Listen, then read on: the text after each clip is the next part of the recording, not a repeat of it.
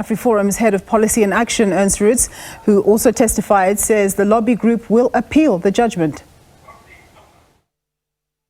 We will appeal. We will file an appeal. But other than that, it's very clear to us that if we want to have a future as a minority community in this country, we have to look after ourselves. And the answer is, if the legal system does not protect our community, we'll have to put our energy and our focus on strengthening our community safety structure so that we are physically able to defend ourselves when we're attacked, if the courts are not prepared to defend us. The High Court in Johannesburg has ruled in AfriForum's civil case against the economic freedom fighters and its leadership for singing the song Kill the Boer on various occasions. AfriForum had sought to have the song declared as hate speech. For more on this story, we cross now to SABC News reporter Canny Maphanga. A very good afternoon, Canny. Well, of course, AfriForum has had a bad day today, but they say they're going to appeal. Tell us more. Well, good afternoon to you and the viewers at home. Just over an hour ago, AfriForum lost this hate speech case against the EFF. The Equality Court, sitting in the South Gauteng High Court, found that AfriForum had failed to make out a case that the song constitutes hate speech. So the case was subsequently dismissed with costs. Just to give the viewers at home a bit of a brief wrap regarding this matter.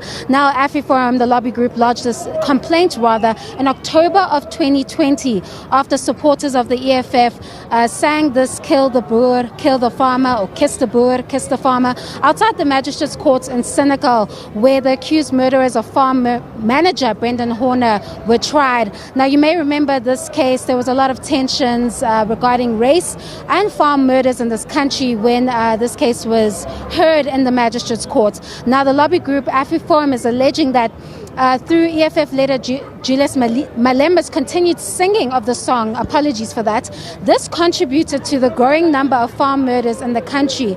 However, when AfriForum attempted to advance this case, they called two expert witnesses, one being the IRR's Gabriel Krauser, as well as AfriForum's own Ernst Roots, as well as two other witnesses that were victims of farm attacks. However, the court found that Krauser and Ernst Roots didn't qualify as expert witnesses based on what they gave the court. It didn't assist the court in any manner. And with regards to Roots, his close proximity towards the Afrikaner community, as well as AfriForum as an organization as a whole, didn't assist the court in reaching any determination that they had advanced the claim that this continued singing of the song contributed to the growing number of farm murders in the country. EFF leader Julius Malema, in his previous arguments, was adamant that the singing of the Kill the Boer, Kill the Farmer song, or its revised version, which is Kiss the Boer, Kiss the Farmer, has not led to the killing of white farmers in South Africa. Now that the group AfriForum has said that they will appeal the verdict of Kill the Boer chant hate speech case, that's what they've called it. This is after the declaration by the Equality Court. And just reflecting on what Ernst Roots has said after the ruling, he said that today's ruling proved how the political order in South Africa is becoming radicalized, especially against minorities. A political order where the incitement and romanticization of violence against minorities is sanctioned by the judiciary is not a free democratic order, but an oppressive order.